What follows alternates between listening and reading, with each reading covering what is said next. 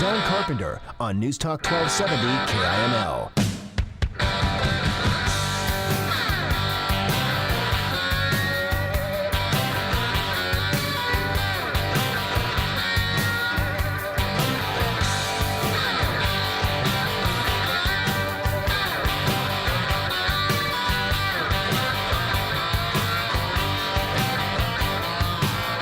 News Talk 1270 KIML.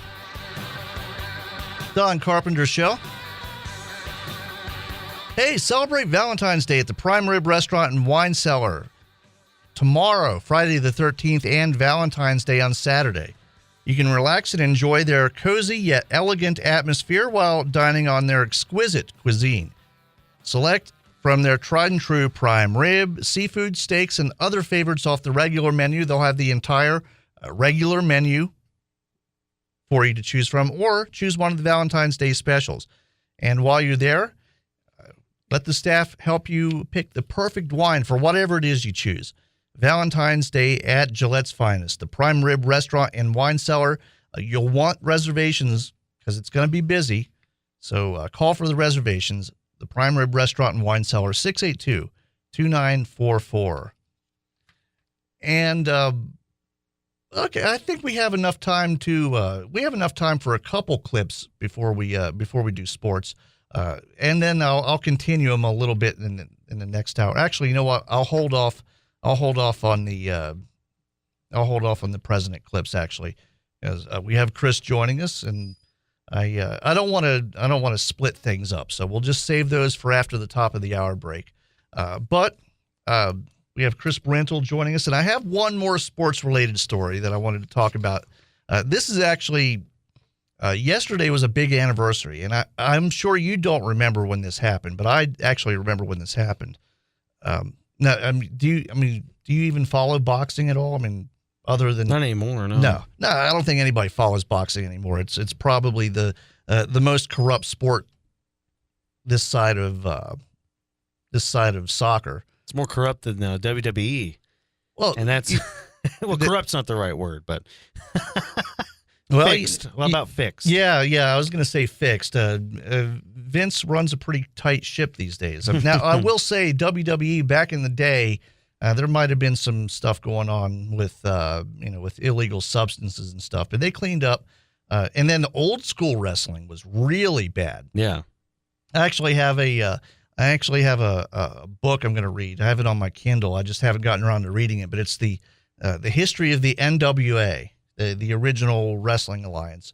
And that was basically run by the mafia, and it was run like the mafia. They had, each territory had its own boss, and everybody got together and they colluded to eliminate competition, and they shared talent and that kind of stuff. Sharing talent's fine, but right. But the whole thing was run basically like a mafia family. It's pretty interesting stuff if you go back and look at it. Even if you're not a fan of wrestling, it's a fascinating story just how they ran that business. But 25 years ago yesterday, I can't believe it was 25 years ago. I mean, I was old enough. I was a teenager. I was actually working at my first job. I worked at a supermarket, and I didn't really follow boxing, but everybody watched Mike Tyson fights. Oh, yeah. I mean, that was the thing. That was the thing back then. Whenever Mike Tyson would have a fight, you would watch it, and he would always disappoint because he'd always knock somebody out in the first round. It would be 30 seconds in, he'd knock somebody out, and you waited all this time. You waited 6 months to watch this fight, and it was over. And everybody would get mad. And then, of course, 6 months later, they'd do the exact same thing again. So you would watch these things, and it was pay-per-view, but and I guess the statute of limitations has expired at this point. But my dad had one of these boxes that could tune in the pay-per-view channels, which, obviously you can't do anymore. You have to watch the stuff online if you want to watch illegally these days. But back then, you had this box you hook up to your cable, and you twist some knobs and push some buttons, and you could watch the pay channels. And my dad was always of the belief that everything over TV should be free. I mean, he paid for cable, but just the basic cable. Right. So we had this thing, and so we would watch the Mike Tyson fights. And Buster Douglas. This guy had no chance. I think he was a 42-1 long shot or something like that. Ends up knocking out Mike Tyson. Now, I saw somebody on one of the ESPN shows yesterday. It might have been Around the Horn or something like that, PTI, saying that this wasn't even the biggest upset in boxing, much less the biggest upset in sports. But I still say this is the biggest upset in any sport in history. Because nobody, and he not only did Buster Douglas surprise everybody with this, but he did nothing afterwards. I mean, this was just a fluke incident. And then, obviously the Cassius Clay, Sonny Liston, Muhammad Ali fight is brought up. But that's not really that big of an upset because it was Muhammad Ali. You're right. Yeah. I mean, he proved himself that wasn't an upset. He was just that great. Exactly. And that's the thing. And yeah, I do remember watching as a young kid, we'd watch Mike Tyson fights. I don't recall a lot of the, I just remember hearing about Mike Tyson. We're going to watch a Mike Tyson fight, and I didn't pay attention half the time. But the story of it around it's amazing. Oh, with Buster Douglas. His mom kept telling everybody in town when he was getting ready leading up to the fight, my boy's going to knock out Mike Tyson. My boy's going to knock out Mike Tyson. She'd go to the barbershop. My boy's going to knock out Mike Tyson. She'd be at the store. My boy's going to knock out Mike Tyson. Everywhere. Yeah. Just everywhere in the town. He'd keep telling her, he'd be like, hey, Mom, I'm confident, but just calm down. Yeah. Okay. I don't be talking mess. It is Mike Tyson. He's one of the greatest fighters ever. She passed away shortly before the fight. Oh, yeah. And he got hit and almost got knocked out, barely got up right at 9. I saw the highlights just the other day.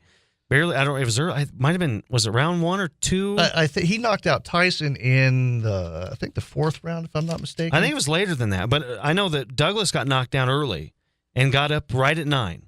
I mean, he barely made it up. 10th round, yeah. 10th round, got up right at 9, barely made it up. And the main point from behind what the story I heard was probably more than likely he would have been done, except for the fact that the human spirit is something we can't explain. And his mom passing away and him trying to prove to her, yes, I'm going to beat Mike Tyson for you. Maybe without that last spark, he wouldn't have gotten up from that hit. And he barely got up. If you look back at the tape, he's on his feet probably at 8. Ref grabs him at 9. The ref could have ended the fight. Yeah. And these days he probably would. These days he probably would have ended the fight. And then you get past first guy to get Mike Tyson in the later rounds, and he found a way to knock him out in round number 10. Just an amazing, amazing story. Now, now Buster Douglas was a capable boxer, and he was listed as the number 1 contender. I mean, but you got to remember, back in those days, Tyson's management, Don King, wouldn't allow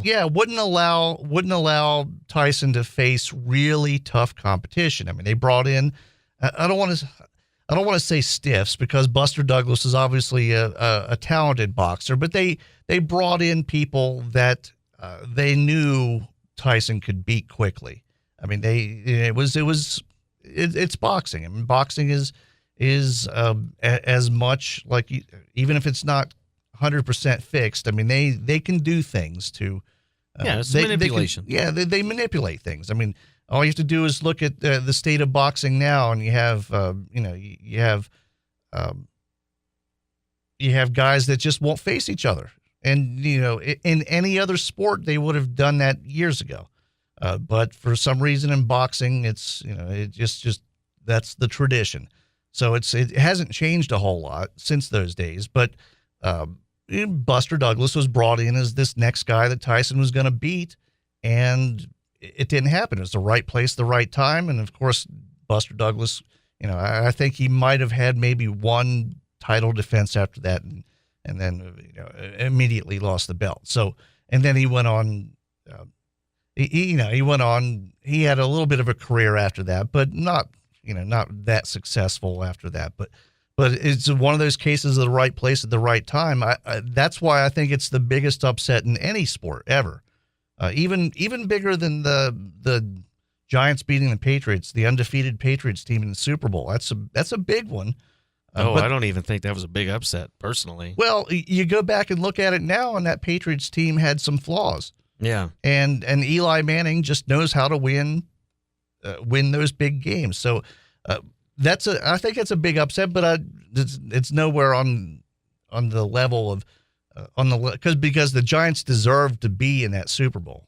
Exactly right. Yeah. And maybe, and then they won another one again, so they proved themselves afterward. Yeah. And Buster Douglas, maybe, I don't want to say he didn't deserve to be in that fight, but there were probably other fighters that could have put up a better fight against Tyson. If I'm not mistaken, they consider the Douglas kind of a warm-up for Tyson, because I think they're leading him to a next fight.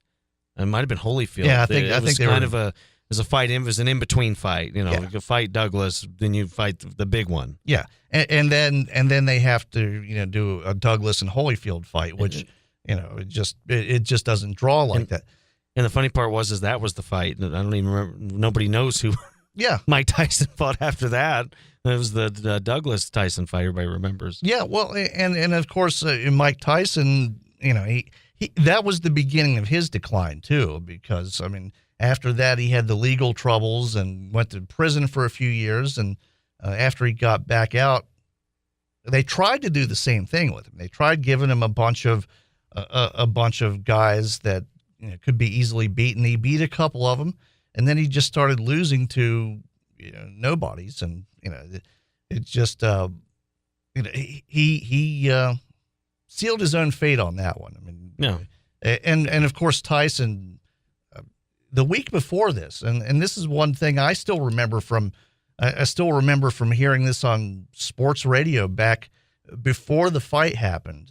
Tyson was knocked down by one of his sparring partners. Sparring partner knocked him down. Huh, interesting. So it's if I had that time machine, I'd go back and put everything I had on Buster Douglas, because you look back and all the signs were there for Tyson to drop the fight, and it just it didn't. Nobody picked up on it until it was too late. Yeah, it's just amazing. The story surrounding it almost makes it one of maybe the biggest upset. It's unbelievable. No one expected it to happen. And then I think you made the best point of this whole segment is the fact that he didn't do anything afterwards. His career, it's just kind of stagnated. Yeah, he was pretty much where he was before the Tyson fight. But hey, that's something to be remembered for. One fight made him famous. Well, and he made a good living after that. So yeah. Good for Buster Douglas. And I know he had some weight problems. I think he's back down to a healthier weight now. But the guy's lived an interesting life, and not as interesting as Tyson. But the funny thing about Tyson is he doesn't come across as intelligent as he actually is, because he's just not articulate, and he has the weird speech impediment. So that's what he does. He goes around and talks. Well, have you ever seen his one-man show? It's fascinating. You wouldn't think it would be, but it's almost like a stand-up comedy routine, and you can tell that he had to practice this over and over again. It's very it's kind of stiff, and it's kind of that he memorized some of this stuff, but it is fascinating. He tells his life story, and he doesn't pull any punches, pun intended. It's if you ever get a chance, watch it. It's certainly and he doesn't make any excuses for some of the bad things he's done, which I think is a credit to him. He's trying to, and he's managed to clean himself up. He hasn't gotten in trouble in a long time. He does pigeon racing now. He even had a reality show about it. I tried watching it, but it just doesn't sound like it'd be very entertaining. No, it's Mike Tyson.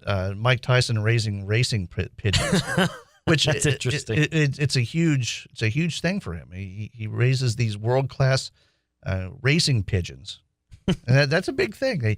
They put GPS trackers on the pigeon on their bands now. Really? And these pigeons, they take them a couple 100 miles away from the city, and they release them.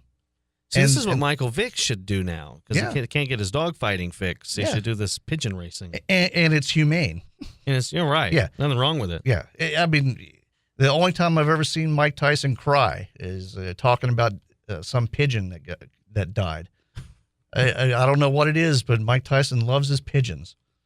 I'm not sure either. And, I don't. Do you think he's sincere?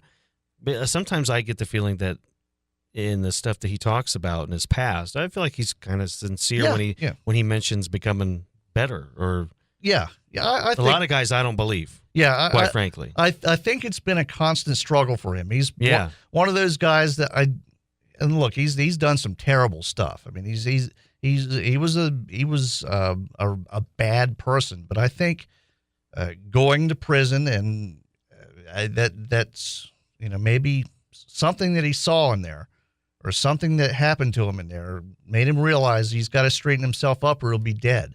Yeah. And he managed to straighten himself up. So either he's really sincere or he has really good handlers, one or the other. Because I mean, he's at least it seems sincere. I'm a pretty good judge of these kind of things. But I think I agree with you. So what do we have going on in sports for this hour? Well, we have Cowboy basketball and also the Pronghorns play tonight. Okay, sounds good. We'll see you tomorrow. News Talk 1270 KIML. Listen every Tuesday morning at 9 for the Tuesday Morning Quarterbacks on the Don Carpenter Show. News Talk 1270 KIML. 70 KIML.